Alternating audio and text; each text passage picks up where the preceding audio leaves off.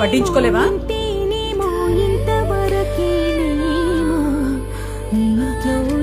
కన్నారు కదా, వెళ్ళిపో అని మొహం మీద అర్థమయ్యేలా చెప్పకుండా ఎందుకింత డ్రామా? పెళ్ళైపోతే కూతురు తిండి కూడా పెట్టలేనంత పరాదైపోతుందా? చిన్నప్పుడు చేపట్టుకుని నేనున్నానని ధైర్యం ఇచ్చారు. ఇప్పుడు అదే కూతురు కష్టమని వస్తే అవమానంగా చూస్తున్నారు. నన్ను పంపించాలనే కదా ఆశించుకునేంత తప్పు చేసు తప్పించుకునే రాలేదు. తప్పని పరిస్థితి నాన్నది.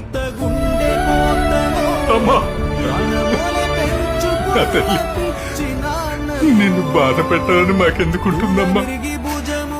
ఇలా చేస్తే మా మీద కోపంతోనైనా నువ్వు అల్లుడి దగ్గరికి వెళ్తావని చిన్న స్వార్థం.